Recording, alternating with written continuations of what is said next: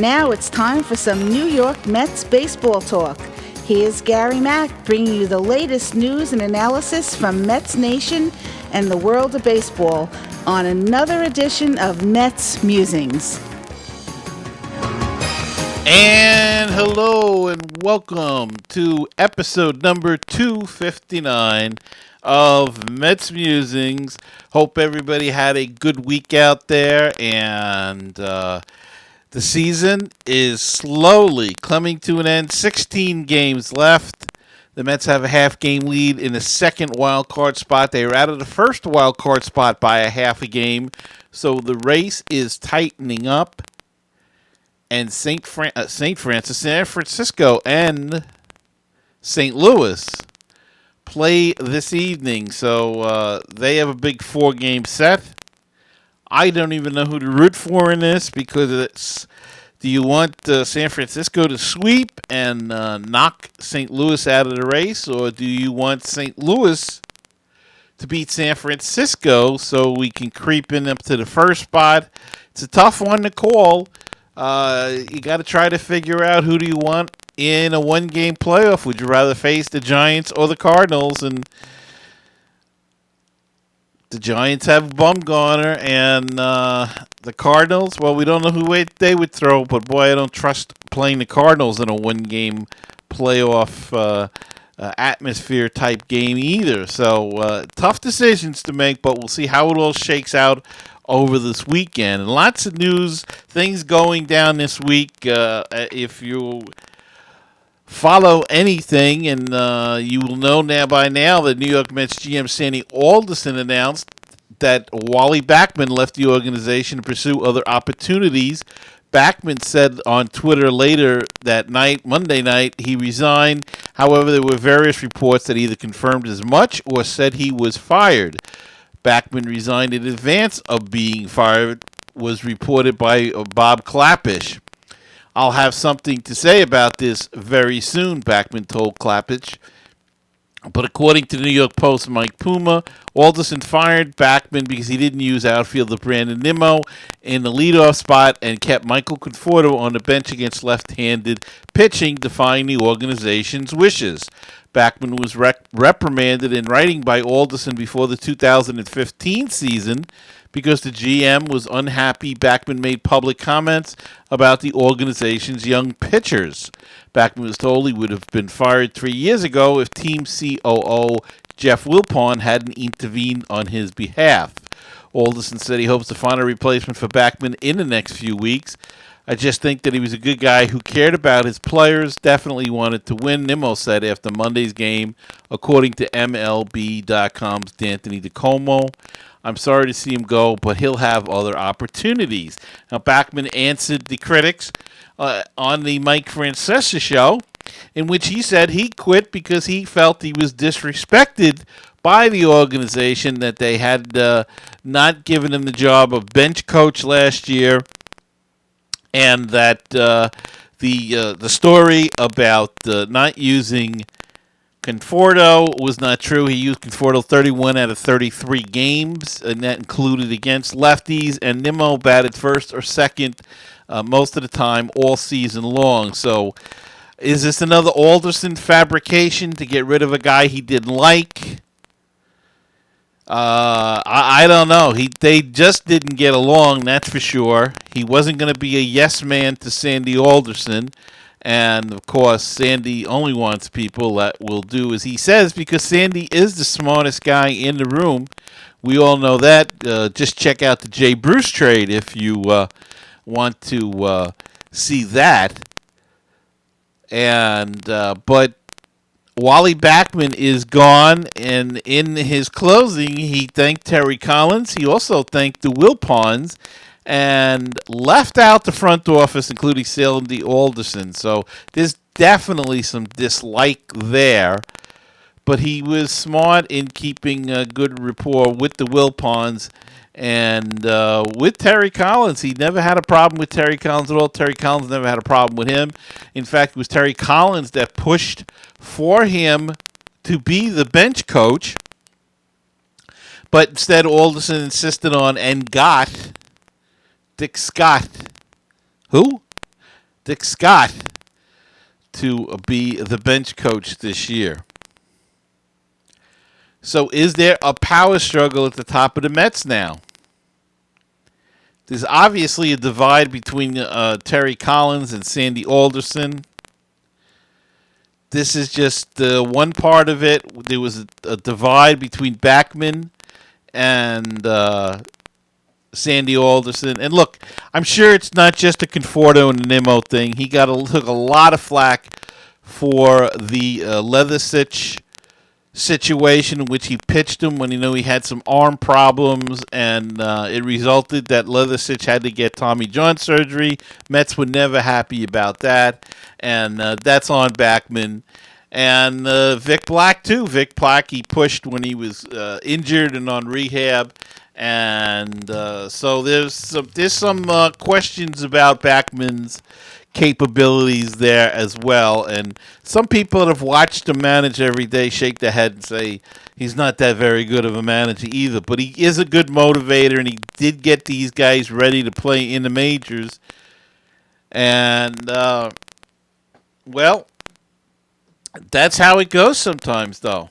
He is gone, and that's all she wrote. So the Mets will look for a new AAA manager to be continued. Until they name one, we don't know who it's going to be, and we'll have to see how that all plays out over the next few weeks. My guess is a chance it could be Pedro Lopez. Again, they thought highly of him in Binghamton, and we will have to see what they decide to do at that point. But it is just a shame that it was handled this way, and obviously there was a disconnect between Backman and Alderson, and Alderson never really liked him. I mean, I don't even think it's a secret that there was a lot of animosity between the two.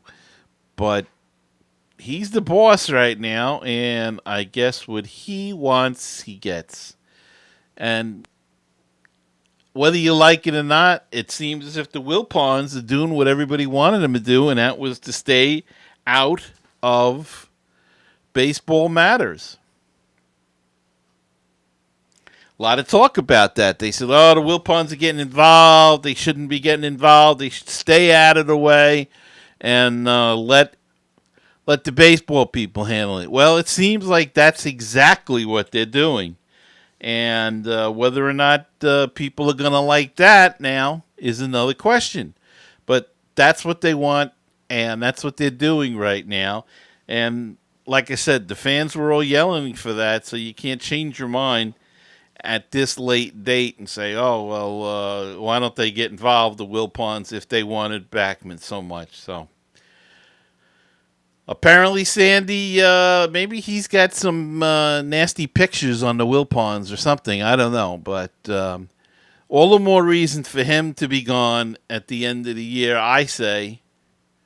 I know I'm in the minority there, but that's why I think he really has to go. He's getting too big for his britches. And I think the trade with the Cincinnati Reds to bring in Jay Bruce, who has done nothing, and more on him in a little bit, but has done nothing at all, is surely one of the things that should be discussed when talking about Sandy's job here.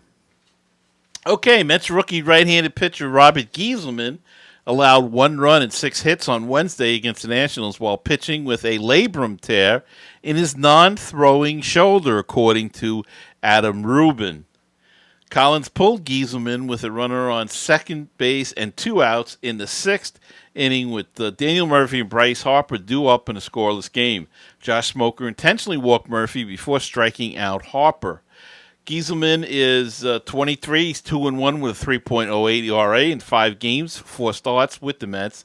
Coming into a big series like this against a real good team with a lot at stake right now, Terry Collins said we wanted to see how he handled it, and he handled it great. Gieselman or Giselman, let's just call him a G-man, I guess, may need off-season surgery to repair the injury. Adam Rubin reports, which is why he has not swung the bat during any of his at-bats with the Mets. So there you go. Gieselman, torn labrum in his left shoulder. I guess we should be thankful for that it's not his pitching shoulder. So, but he'll probably need some kind of surgery in the offseason for that one. And the Mets starting pitchers, Jacob deGrom and Steven Matz, may both pitch in a game this weekend against the Twins, Terry Collins said Wednesday. He is leaning towards keeping Noah Syndergaard in turn, meaning he would next start Monday, September 19th against the Braves at Citi Field. As a result, Collins said it's possible he'll start Jacob deGrom or Steven Matz on the 18th against the Twins, with the other pitcher coming in from the bullpen for 3 or 4 innings. Matz has been on a disabled list with a shoulder impingement since August 15th. He threw a 20-pitch bullpen session, consisting of fastballs and changeups in Port St. Lucie on the 14th. deGrom, who initially felt pain in his forearm, underwent an MRI in late August, which determined he had no structural damage in his arm. He threw 10 pitches off a bullpen around September 10th. Later said he believes he'll be able to pitch again in 2006. So that would be an interesting game with deGrom and Matz both pitching on Sunday against the Minnesota Twins. And let's see, one other story before our break. Rafael Montero has been removed from the rotation after struggling in the loss on Monday. Terry Collins is a little bit frustrated because he has good stuff, but he has a lot of control issues at this time, and it's been hurting him so far this season. Pitched a couple of good games. Walked a lot of guys, but kept the team in the game. But this last game was just a straw that broke the camel's back. So Montero to the bullpen, I guess, in some sort of long relief. And who will take his place? Hopefully deGrom or Matz will come back and be healthy enough to do that. All right, let's take a quick break and be back after this. Hey, baseball fans and book fans as well. This is Frank Nappi, author of the Legend of Mickey Tussler series, inviting all of you to learn more about my protagonist, Mickey Tussler, an incredible pitching prodigy who has autism. Follow Mickey's journey as he captures the hearts of fans everywhere with his blazing fastball and indomitable spirit. Please visit Amazon or www.franknappy.com for more information. Hi, this is the world-famous Mr. Brewtown of BrewtownSports.podomatic.com. You know, you can find us on Facebook, Twitter, and Google+, Brewtown Sports. You can also listen to the show at Stitcher.com, TuneIn.com, and iTunes.com. And we've got the new one. It's called BrewtownRadio.weebly.com, but the one that I'm most proud of being on is BaseballPodcast.net. It is the home of great baseball talk shows. Check it out, my show and all kinds of other programs all about Major League Baseball. So check it out. That's baseballpodcast.net, the home for great baseball talk shows. The Phillies and Mets rivalry has never been better. Hi, my name is Rich Baxter, and I host Phillies Talk Podcast. I hope you'll join me as we talk all about the Phillies all season long. That's Phillies Talk Podcast at fightinphillies.com. And now back to Gary Mack and this great edition of Mets Musings.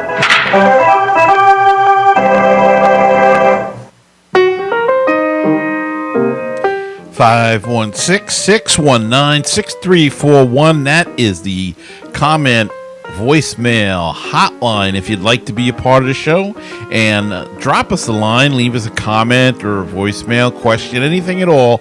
Call that number, 516-619-6341, or go to MetsMusings.com and click on that widget in the middle of the screen, and that's a speak pipe, and you can leave a voicemail right through your computer through your computer's microphone. Or if you prefer to do things the old-fashioned way, send us an email at metsmusings@gmail.com. The Facebook page is facebook.com/groups/MetsMusings, and the Twitter handle is at MetsMusings1. And if you'd like to help out the show, check out our Patreon page. Check out the campaign at patreon.com/MetsMusings.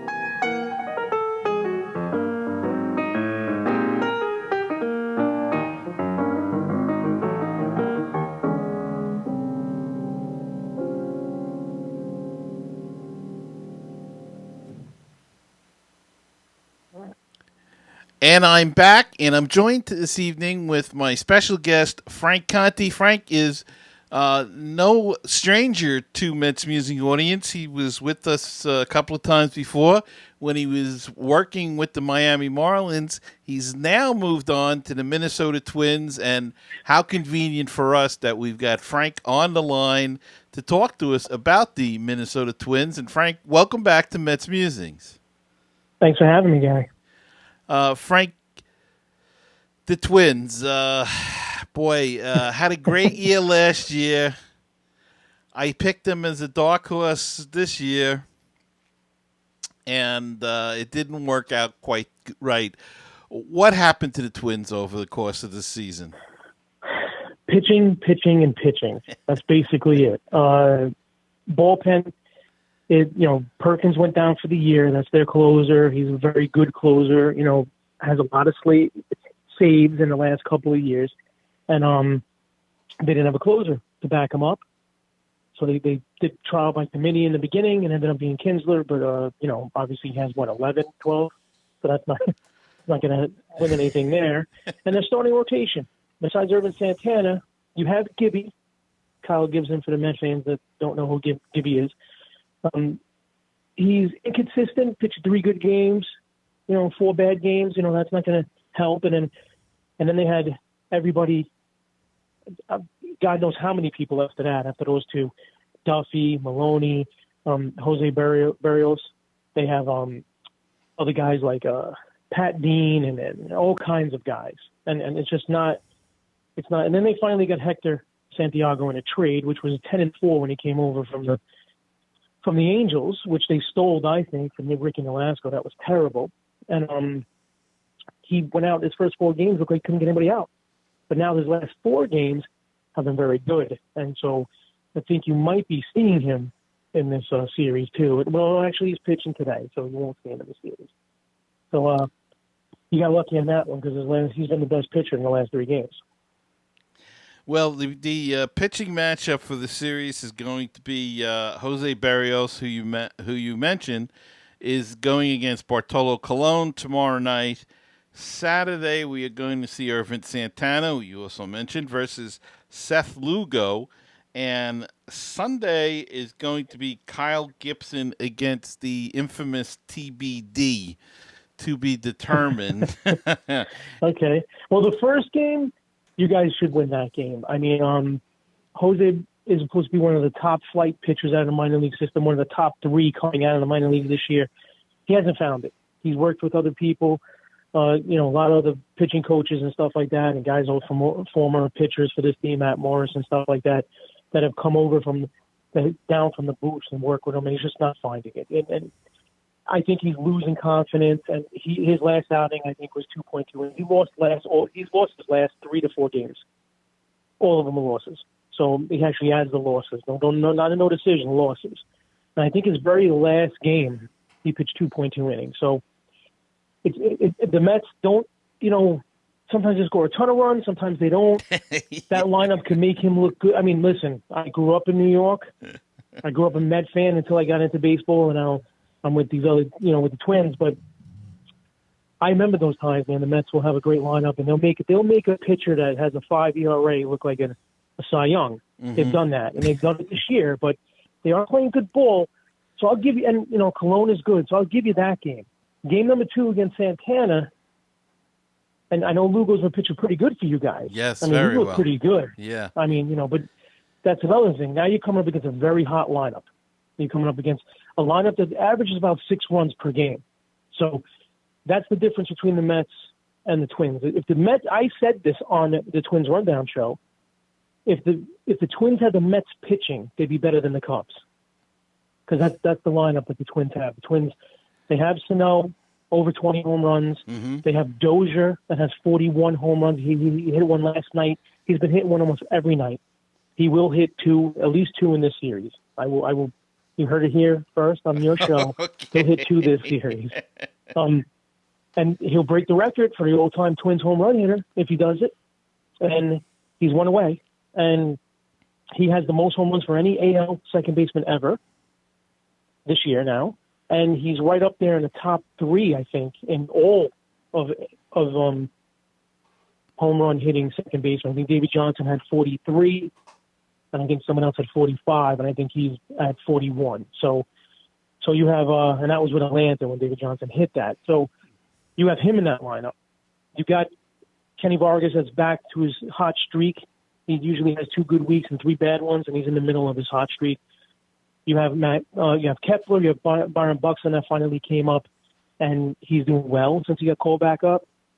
And you have a couple of guys, Kurt Suzuki, that's still a pest. You have guys like Rosario and Grossman at platoon. So they got it going. They got it going on. And Polanco, George Polanco, I forgot him playing short. He's hitting very well. So they got a very good lineup. So that second game, I think that they, with Irvin Santana, in his 3 ERA, very good pitcher, goes late into games. I think they have an opportunity to win that one. And then the last game against Gibby pitched phenomenally his last outing, which was a couple of days ago against Detroit. Shut him down, gave 1 run. But now, so he's due to have a bad game. So that's just the way it works out. And and then you have a pitcher that's to be announced who knows who it's going to be. So that might help. But I have we do show on Mondays, I picked them to win 1 game against the Mets. I think the Mets are just too hot. I have the Mets and the Texas Rangers in the World Series. So, the Twins are lucky if they don't lose 100 games this year. That's what they're fighting for at this point. And, of course, their manager, Paul Molitor, how almost named, I think in one circle he was named manager of the year last year. It was close in others. How is he handling this year as compared to last year? Frustrating. He's frustrated. I have obviously I go down, I interview the players and the manager at the end of the games, and he's frustrated. He's been trying a lot of things. He sees it. Listen, they're frustrated, but they're starting to feel they're starting to feel okay because they know the light at the end of the tunnel is there. They're going to spend money in the offseason. I think it's a mistake because of who they have in the minors, but I think the fans ain't going to wait. I think that the Cubs 3 years from now, that's what I think. I think that the Cubs 3 years from now, what the Cubs are doing today, they have great pitching in the minors. So they have 5 starters in the minor league system. In the next 2 years, she'll be in the big leagues. Cole Stewart, Tyler J, Mejia, Steven Gonzalez, and they have also have Aaron Sleeper. So all those guys, Trevor Hildenberger, Brandon Peterson, great relievers, unbelievable relievers, and Hildenberger is going to be the future closer for this team, and he's a year away. So I hate for them to go and spend money and stop these guys from coming up. But I do think in the offseason they will package a couple of guys to get a really good frontline catcher, and they will go out and sign or trade for an ace. I do think they need an ace. They get an ace. They'll have Santana number 2. They'll have Gibby Hector number 3, Gibby number 4, and then Philip Hughes comes back next year. Remember, he got his rib removed in the beginning of the season. He's been out all year. So he'll be back at number 5. And that'll make their pitching staff a lot better. Perkins comes back next year. They have, Rogers that's very good at a pen, which you guys should look out for. And, of course, you move Duffy and you move Maloney in the pen. They don't have to start. Pat Light's over here now. He's looking pretty good from that Boston trade. He throws in the triple digits. They'll be better next year. So they feel a little confident going forward. They remember, like you just said in the beginning, they're only a year away from 83 wins. They started off slow. They had a ton of injuries. They didn't have people to replace them. So they just didn't have what they had right now, and their pitching has been very inconsistent. And you mentioned Byron Buxton. Was it last year or 2 years? He was like the hottest commodity that everybody wanted him, and he struggled a little bit. Yeah, he's one of those guys. If you're talking to the Met fans, he's Jose Reyes when he first came up. Reyes was phenomenal, but he couldn't stay on the field. Buxton's worse than that. He's been hurt all his career. Like even in the minors, he couldn't stay on the field, and he just never got consistent. He couldn't get consistent at bats. He couldn't get the 2 weeks worth of play, and then he finally got healthy, and then was struggling, and he just never mentally put it together. So this is the first time that they sent him down a little while back, where he wasn't sent down because of injury. Rehab and came back. He was sent down to work on stuff. Since he's come up, I think in the last 15 games, he's batting .315 with 4 home runs and 14 RBIs. So he went down and worked on his craft. He's a phenomenal defensive player. You'll see some tremendous defensive stuff from him. Still a rookie, still makes mistakes. He's 22 years old. So, yes, he was Matt Harvey 2 years ago when you guys could have got half of a team for him. Right. Now Harvey has to reprove himself for you guys to be able to trade him. Same thing with Byron. No, you're not going to get a big stuff back for him until he proves himself, because he showed that he can't stay in the field, and he had that little slump. But he's doing very well now. Tremendous defense. The Twins' defense is pretty good. Dozier's very good. Polanco's very good. And their outfield defense is phenomenal. They have Maurer at first. You have Sano DH. Sano is the only person that was a liability at defense, but now he's DH. So it's okay. So, they won't have to worry about it. You ever see Sano, if you're a Met fan, go to the game, he's built like a linebacker, and he hits bombs. He hits tremendous. His power is unreal. Well, we won't be seeing him this weekend unless he's in a pinch hitting role, because there's no DH in That's true. the National League. But he could play third. He could play third. They might, because now, remember, Trevor is hurt. Trevor Poof is hurt. So they've been putting different guys rotating at third. So you could see him play third base because there's no DH. And I think the lineup, they're going to want him in there. They've been platooning different guys over there because he's the DH. So now with Vargas and Sano, they won't want to keep both of them on the bench because Vargas is a DH also. So they'll probably put Sano at third. So you're going to have a liability at third. He makes wild throws. I mean, he's good with the glove. He just makes terrible throws after he makes a good glove play. But you probably see him play a little third, so you'll get to see him. And he'll definitely pinch hit if he's not. And you'll definitely see Vargas come off the bench. And both of those guys are huge. They stand on top of the plate, and they hit tremendous home runs. And you spoke about Dozier a while ago, and the 41 home runs in a year he's having. He's just having a monster season. Yes. He would be MVP if he was on a winning team. No doubt about it. I don't care. You put him on the Orioles, you put him on Boston, you put him on a team that is fighting for the playoffs, Texas, anything like that, he's the MVP. There is no doubt about it. You can't see, the thing is, in my vote for the MVP, if you take the MVP out of a lineup, that team loses. That's the only award in baseball that should rely on the record. Cy Young, you could be a last place team. If the guy's a great pitcher, he's a great pitcher. Mm-hmm. Same thing, Rookie of the Year. MVP, you pull him out of the lineup, that team would be terrible without him. Twins can't get that much worse without him in the lineup. And they do score 6 runs per game, so they probably would be around 40-something wins anyway without him. So, because it always seems that they score, when Dozier's tearing it up, Kepler was tearing it up. Dozier's still tearing up, now you have Buxton tearing it up. You have Kurt Suzuki that will fill in. You have Maurer. So they always have like another 1 or 2 guys that are hitting just as good as him. That's why they don't walk him. Because he leads off, first of all. He leads off with 41 home runs. That's another thing. I don't know if you guys realize that. He leads off. And So it's hard to walk the first batter of a game, and Right. he has, I think, like 7 leadoff home runs this year. So, that's the thing. So you're not going to walk him, especially when you have 2 other guys hot underneath him. He hasn't been hot by himself. But if he was on any other team, hands down MVP. Even in the National League, I think he would be the MVP. And maybe that's why it's time for another award, like a Player of the Year award or something like that, to recognize the talent of some of these guys. That even if they're on a losing team, you have a monster year. There should be some sort of recognition in some way. I never thought of that. That actually is good. I like that, Gary. I like that a lot. They should, for a team that's on last place or first, second to last, and a guy that's really doing something tremendous is never going to see any.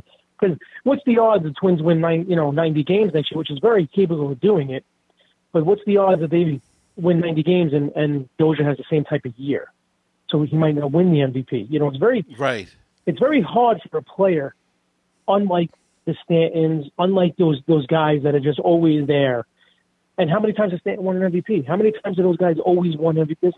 Guys don't always win MVPs every year. Mm-hmm. So it's very hard to repeat something like this, and now he's in trouble.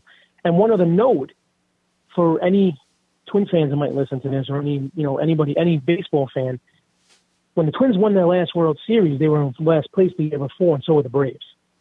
And they both went, and the Braves are the worst record in baseball, and they both went last to first, and played in the World Series together. Just a little note there. Make everybody feel a little better about them. You're not making my evening any better, though, right? Well, when it comes to it, listen, you guys are going to make the playoffs. I said it from day one. I picked you guys versus Texas. And the Met team, it just has this diversity where even when they lose like 5 in a row and they look like they're going to – the Mets a couple of weeks ago looked like they were done. They were done. They were toast. Yeah, and they're back again. They did it like that last year, too. And – the only thing that upsets me about the Mets is that, first of all, they know how to break everybody's heart. They've done it for many years. They've done it when they made the World Series in 2006 or whatever it was. And, Beltran didn't even swing at the pitch. Right. Killed everybody. But the other thing is David Wright. I feel like the Mets might win that World Series, and he's not on the field for it. I feel that he deserves it. I mean, if they were about to win the World Series, I would love him to trot out for 1 inning. Play one. I know they can't do it. I know it's I understand the rules, but yeah, just so he could retire with a ring, because he would retire, I think, in my eyes, if he was on the field and he won a World Series.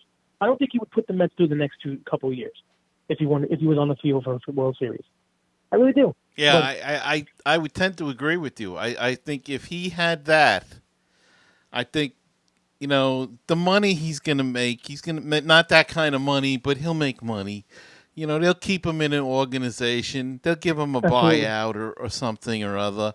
He'll do something. Maybe he'll become a coach or a manager.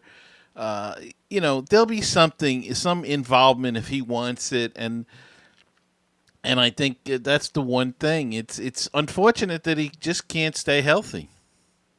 Yeah, it is. And I think, and I have this argument with a lot of people in New York, knowing that I'm from New York. I actually just moved to Minnesota from New York. So I have this argument. I think that he has better numbers than Jeter, and Jeter's going to be a Hall of Famer, hands down, probably first ballot. And I think that David Wright should be too, for what he's done for this organization and what he's done for the city of New York. But a lot of people disagree with me. I think Jeter will get in and he won't, and they might be right. But if I had that vote, I vote him in. I think that he's that worthy. He might have the Don Mattingly syndrome where he didn't play enough, maybe? I don't know. Yeah, enough of the dominating years, and just as he was coming to his prime, the injuries started taking over, and Jeter's got the rings. And yeah, to be honest, but that shouldn't be in the voting. But I know it is. I know people look at it. Yeah, and Jeter, to be honest, was a very clutch player. I mean, whenever they needed a hit in a big situation, he seemed to be there and got that hit. So, but the hall's big enough for both of them. It is, and I mean, in the last 10 years, maybe even 12, about 10 years, who are the 2 biggest players in New York? Probably Jeter and baseball. Jeter and David Wright. Probably, yeah.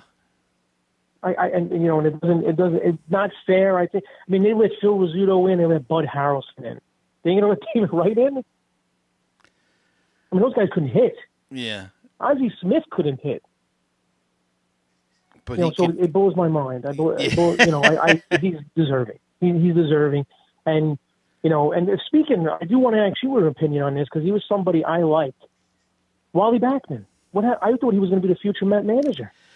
Well, I recorded a little segment earlier that I'm going to put together the whole show, and I put it together here. And part of the deal was Sandy Alderson did not like him. He was not Sandy Alderson's type of guy. He was not a yes guy. And Sandy Alderson wants everybody to think he's the smartest guy in the room, and nobody else is smarter in baseball than him. And this is part of the problem. And Wally didn't. Now they brought up the fact about Nimmo not hitting, but he's got the stats to prove that he hit him first or second. Conforto didn't play against lefties. Well, Conforto hit in 31 of 33 games he started when he was in Las Vegas, and that's against righties and lefties. So Alderson's argument doesn't hold water there. There were some other issues, though, with Backman. Jack Leathersich was complaining about some arm problems. He pitched him, overused him, like 2 games in a row, had him throw like 50 pitches. And the guy had to get Tommy John surgery. He's out now. Now I think he's with the Cubs organization. I think he's gone. So there was that issue. Same thing with Vic Black. Vic Black had an injury. He used him. He seems to have overused people. The rumor got out that some people that have watched him every day, watched Vegas every day, says he's not as great as everybody thinks he is. I don't know whether they were an Alderson guy or just rumors that you read, but they did not get along. Now, oddly enough, Terry Collins got along greatly with Wally Backman. In fact, he wanted Wally to be the bench coach, and he was overruled by Sandy Alderson, who got Dick Scott, who nobody knows who the heck Dick Scott was, but he's an Alderson guy. He's a yes guy to Alderson, so he's the bench coach, and Wally Backman is now looking for a job. But I've always felt that Backman, when he threatened before to leave, and I always thought he'd be a little silly in a way because nobody's knocking down his door. Well, he got the job in Arizona, and he did. Came up, and he got let go. Right, but since then, nothing has been happening for him until the Mets signed him for this AAA team. And I understand you don't want to do the same thing for years, but it's not like there's been, this past 6 years, there's been a ton of manager jobs open, and he never got a bite on any of them except for the Mets when Collins got hired. So now, my 2 favorite minor league managers that I think are going to be unbelievable managers in the big leagues, one was Wally Backman, 2 was Doug McCavage, which used to play for the Mets. Right. Played for the Twins before that, and now he's a Twins AAA manager, and he's a AA manager, and he's very, very good.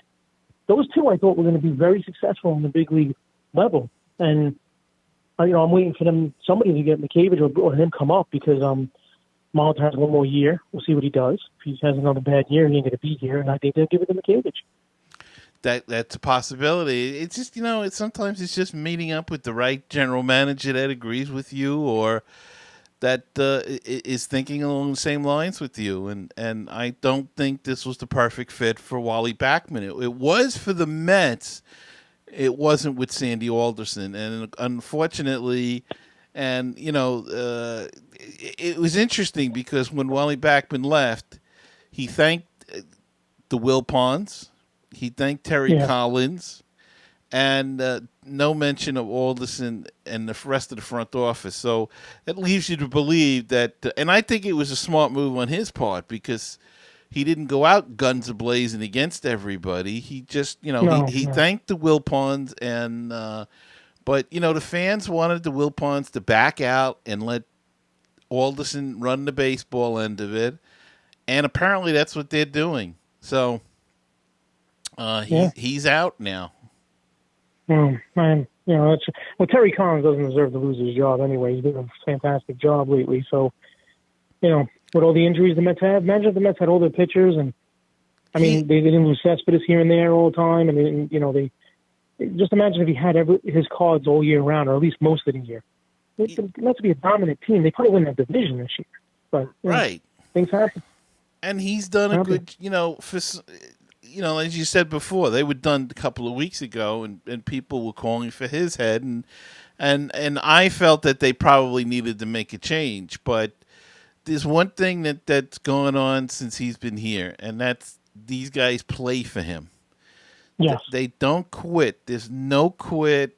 You don't see anybody going out and mailing it in, and it's just a shame that, unfortunately, if they don't make the playoffs this year, or he'll be on a short lease next year probably, if they get off to a bad start, he will be gone. But who are they going to get? I don't trust Alderson on who he would bring in at that point. I don't want to see a Bud Black who didn't win in San Diego. I don't want to see, some milquetoast guy that's not going to get the job done. I want to see maybe a Rob Gardenhire would be a good match here. He played here. Yes, Gardenhire, yes. He was good in Minnesota. I mean, he always got those guys to play hard and everything. And he is still with the organization in front office. So, but they would probably let him talk to you guys and stuff like that. So it wouldn't be an issue. But great manager, great guy, still loves baseball, still loves to be around the teams in the field. So that would be a nice move there. That would be a terrific move. But we'll see what happens once Terry. Well, I want to ask you, what do you think the Mets are going to do against my Twins? That's an interesting question. I never know what to say with them, because one week they can sweep Cincinnati and then they can play. Look, in all honesty, I think they need to take 2 out of 3, and I'd like a sweep, because that's, who knows, with San Francisco and St. Louis playing one another, who knows if they're going to split or if they're going to just knock each other around, and or the Giants going to sweep or the Cards going to sweep. Who knows? So they have to just go out and win series, and I think I think they can take 2 out of 3, and that kind of goes along with what you're thinking. That's my feeling. If Cologne is on and hitting his spots, he's still tough. You can't hit that guy. It's just an unbelievable story. I mean, I remember 3 years ago when he signed, and people said, "Oh, what a wasted sign." This guy has earned the 28 or 30 million that he's made in the last 3 years. Absolutely. With this ball club, not only on the field but off the field. I mean, okay, that extra little family curricular thing he had on the side there, that's not what I'm talking about. I'm talking about in the clubhouse with these young guys. They look up to him. He works with them. He loves to talk to them about baseball and everything. And that's you can't buy that sometimes. A guy like Syndergaard sitting watching him work and asking him, picking his brain. That's priceless stuff. There's no money you can put on that, and he's just been unbelievable. Lugo has pitched extremely well. He's been a very nice find. Whether or not he can continue it the rest of the year, I hope so, and I think he can. And I'll tell you why I think that. It's funny. The other night I was doing something, but I watched a couple of innings of the game, and he was in the 4th inning, and he was in trouble. And they even said on TV, he may not last this inning. I had to go do something. I checked back in. It's the 7th inning. He's still pitching. He got out of the trouble, and he buckled down, and he's done this a couple of times, and that tells me a lot. He's not buckling under the pressure. And these are big games, let's face it, for the Mets. I mean, for these rookies, even the other kid that they had yesterday, Giselman, he's been pitching decently. Not as good as Lugo, but he's been pitching. He's been keeping him in games, and it just seems like nothing bothers these kids. They go out there, and I wonder if part of that is hanging around with Cologne as well, seeing him in spring training and now being in the locker room with him and see how he goes about his business. So, but I'm hoping that we can take 2 out of 3. I think you can. I mean, listen, I work with the Twins and all that, and I'm at all their home games, and it's I shouldn't be saying that, but I think that the Mets are good enough to sweep this team. Definitely win 2 out of 3. Now, I do worry about the Mets the way their lineup goes cold sometimes, and I worry. I'm looking at it from your guys' point of view, not our point of view. Mm-hmm. I'm hoping that their bats go quiet because the Twins' bats are not quiet. So they're not quiet.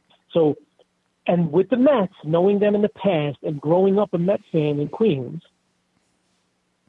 this is what the Mets do. They'll go out and sweep the Nationals, which I know they didn't do, but they'll sweep the Nationals and they'll sweep the Giants two series back to back, and then they'll come up against the last place team and lose all 4. Yeah. That's what they do. And so, I don't want to count the Twins out because they look good and they never go away. They never go away until that last out. So you got a good bullpen, but they will hit pitchers. And so Familia is going to have to look out. He can't put people on for free because they'll make him pay for it. So this team has hit a lot of home runs this year. So you don't want to see that. And I was hoping to see Syndergaard. I wanted to see how he would match up against this lineup because this will make the Twins fans look better going forward, feel better going forward, seeing them go up against I think one of the best stuff in baseball with Jose Fernandez. I think them two are the best stuff. And to see what they can do against that lineup, I was really going to be, I wish I was still in New York. I had to close at my house, so I would have been at the games covering it, but obviously I had to come back here to Minnesota, and I'll be here at the home games, but I can do it, and I definitely want to see Syndergaard. I don't know who that last pitcher is, but we'll see. Well, the rumor is that they're toying with the idea it could be a combination, and this isn't good for you guys either, I don't think. It could be Steven Matz and Jacob deGrom. You could get both of them in one game. Both of them are injured right now, but they're ready to come back, and what they may do is start. They didn't say which one, but I'm going to say they're probably going to start Matz and let him go 3 or 4 innings, and then bring deGrom in and let him go 3 or 4 innings, and then they'll go to the bullpen. It won't be good for the final verdict. Maybe not, but I'm looking at the long run. This year's a loss for the Twins. They're not going to go anywhere. They're not going to do anything unless you want them to win 63 games. That's the only thing that anybody would ever want, but any Twin fan would want at this point. But I want to see what they can do against guys like that, because that's what's going to be for next year.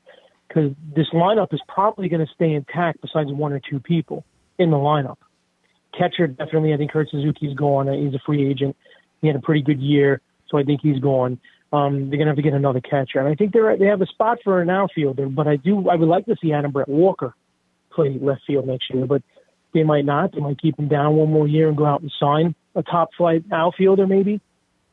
They could do that, or they could get rid of Trevor and deal with Sano at third and go out and sign a Mark Trumbo as a free agent and put him at DH. I mean, they have the money.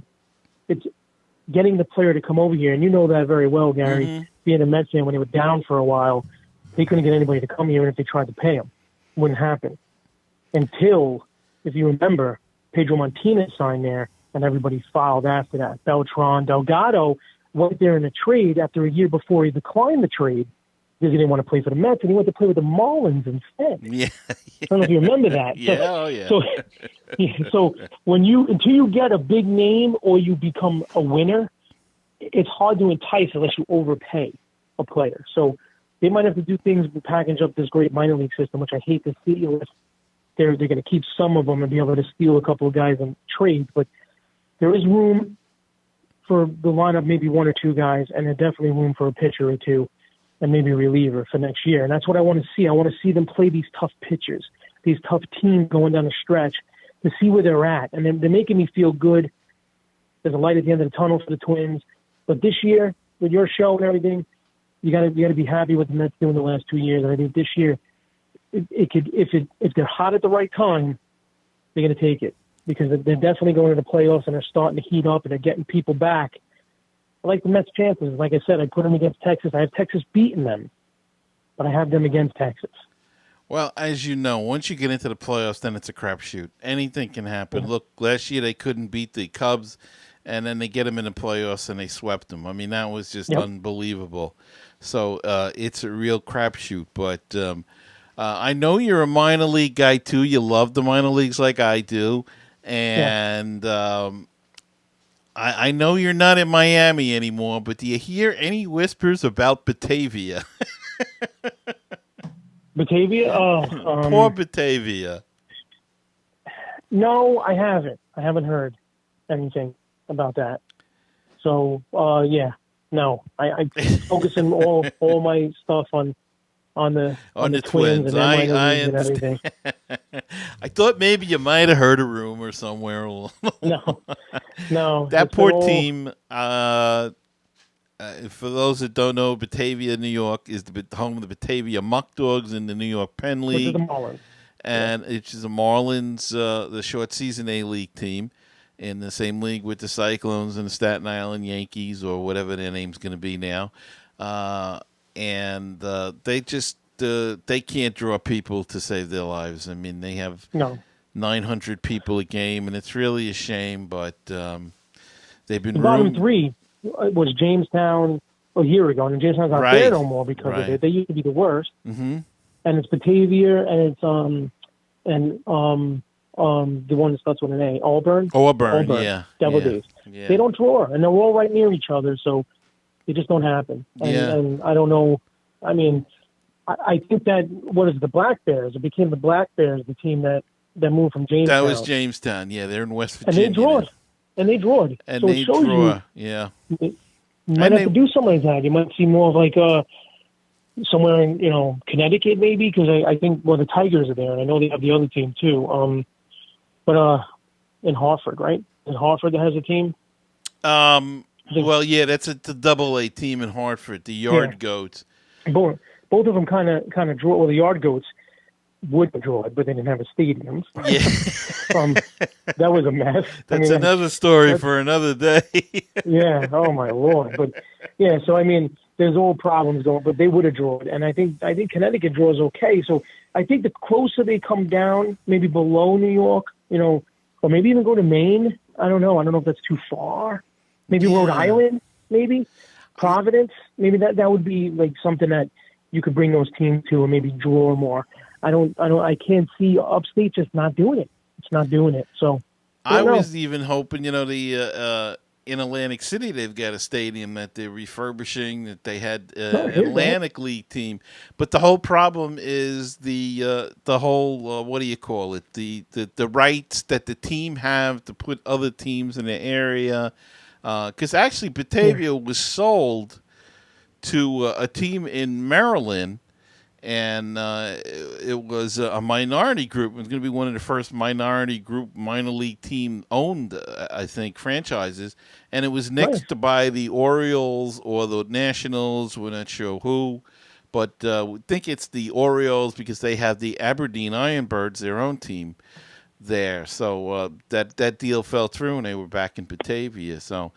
Well, I know you're asking because the Mets are in that league, but the Mets are in the Florida State League, and they're going to revamp things next year too. They, the Manatees are gone; they're done at the end of this year, so they're not going to be in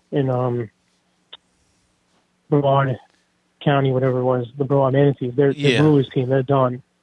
I don't know whether they might be putting another team somewhere. I forget where it is. I don't know if it's Kissimmee or something that they're going to keep them at. I think it is Kissimmee. And then they have the new stadium open in the following year in spring training down in West Palm for the Nationals and the Astros. Mm-hmm. So they're moving away from Kissimmee. So there's a lot of things going on down there at that Florida State League. You can see two more new teams after if the Nationals decide to stay. And I don't know who that team in Kissimmee is going to be. I don't know if it's going to – I don't know what minor league team it is yet. I don't know. So, but so there's going to be some movement there. So you're going to see some new opponents next year too probably. And that'll be good for, both the St. Lucie team, and when the Nationals get down there with the Astros for the Mets, too, be more competition during spring training. Yeah. And for those out there that don't know, Frank, as we said, worked for the Marlins and covered the Marlins, and also covered the Jupiter Hammerheads in the Florida State League. So that's why he knows so much, and that's why I asked him his minor league stuff. Yeah. Yeah, Marlins about 2 years ago, and then I was just a minor league baseball, and then now, I did a lot of stuff in the Twins minor league facility. I did my show from there and in Jupiter, both of them. So I got to know the Twins front office. So now they called me up to the big league, and I'm here in Minnesota. See, doing, you were in the minors, and now you got the call to the show. Yeah, but hopefully I stay. That's the thing. Hopefully I don't go backwards. I stay. Yeah. But, yeah. I don't think that's going to be a problem, Frank. Thanks, Gary. Well, Frank, I want to thank you for coming on again. I know it's short notice, and I really appreciate you stopping in, and always gracious to come on, and it's always a pleasure to have you. And Frank is the co-host of the Twins Rundown podcast, which can be heard on baseballtalkradio.com as well as on the Twins Radio Network. And also he produces shows, and really that's your website, isn't it? 27 Outs? 27ouncebaseball.com. That's what I used to be with before. Well, I'm still with them, but I do producing for their two shows, the Fantasy Baseball Show, and then it's The Interview. It's called The Interview. We have all minor league players and major league players on that show from all over the majors besides the Twins. And so they all come on and they interview them, and you guys can call in and talk and all that stuff to them. So those are the two shows over there, and that's also on baseballtalkradio.com and also on I think Tune In and Blog Talk. That's what the three they're on. All right, and once again, Frank, thanks so much for coming on, and we'll talk again in the future, I'm sure. Absolutely. Thank you, Gary. Have a great one. All right, and good luck next week on your closing. Yeah. It's, actually, it's tomorrow. Tomorrow. Okay. Yeah. All right, thanks. All right, Frank, take care, and thanks again. All right, have a good one. You too. Bye-bye.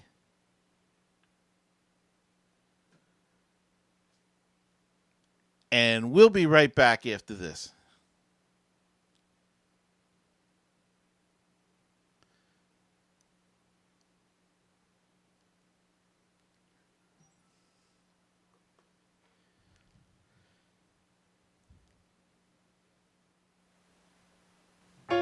Five 516-619-6341. That is the comment voicemail hotline if you'd like to be a part of the show, and drop us a line, leave us a comment or a voicemail, question, anything at all.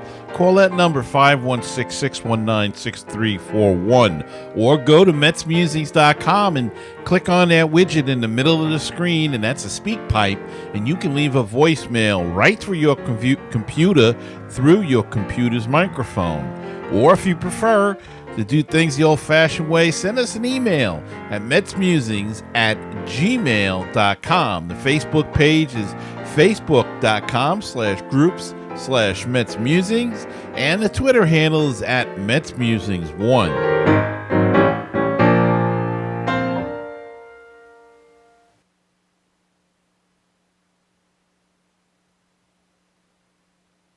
And we're back, I think. Yes. And what a great guest that was. Frank Conti, always a joy to talk to him. And got some more Mets news here. Mets right-handed pitcher Matt Harvey said he is feeling well, though his rehab from thoracic outlet syndrome surgery isn't going as quickly as he originally hoped. I'm doing well coming along, Harvey said in an event, but it's a little slow, but it's coming along. He had surgery on July 18th, said he isn't sure when he will start throwing again.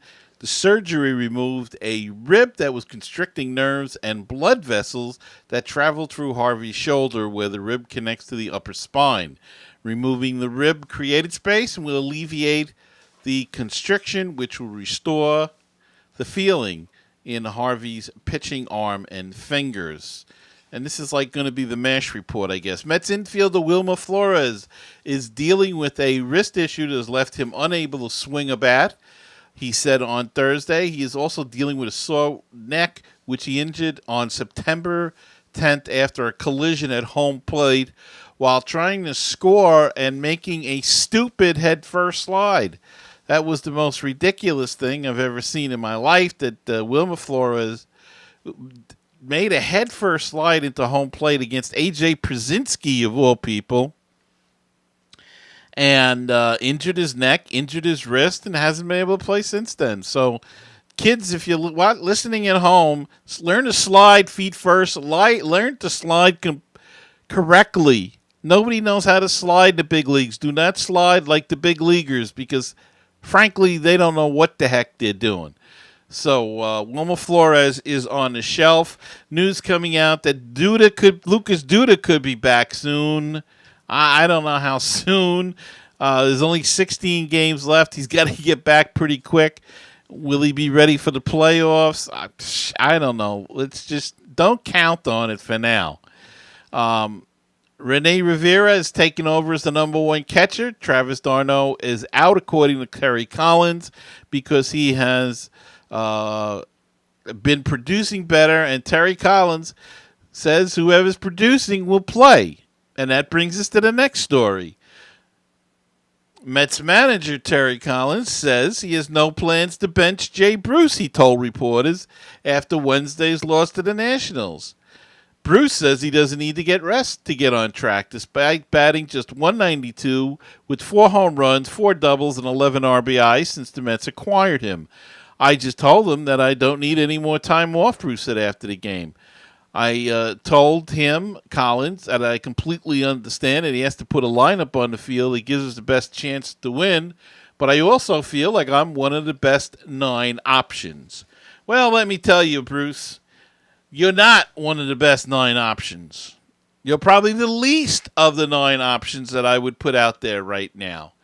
You're not hitting, and you're not producing, you're not driving in runs, you're not bunting people over, you're doing nothing.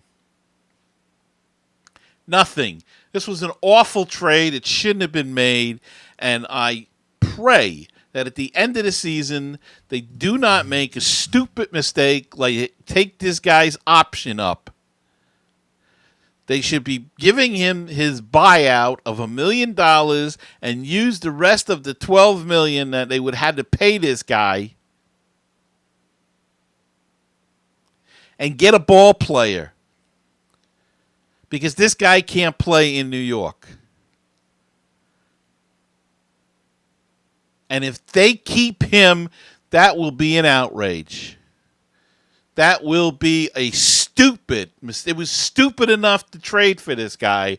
Don't compound it by keeping him here and jamming up a spot for somebody else in the minor leagues, such as a Conforto or maybe even a Nimmo, having a chance to play because you want to look, Mr. Alderson, like the smartest guy in the room. This guy has contributed nothing, and he sucks. Plain and simple. So please don't complicate matters by holding on to this guy. I can't see what he could possibly do in 16 games that would make me want to change my mind. He would have to hit 1,000 and hit 17 homers, 20 homers in the last 16 games to make me change, and drive in 40 runs to make me change my mind. He needs to go, and he should have been gone last week.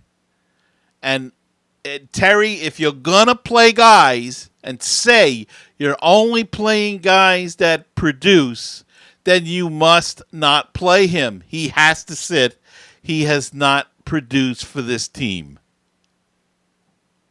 Well, that does it for this edition of the podcast. This edition is brought to you by our Patreon supporters. If you would like to help in keeping this podcast going, I urge you to check out our Patreon campaign at patreon.com/MetsMusings. So thanks for listening to this episode, and until next time, keep the faith, stay optimistic, and let's go Mets.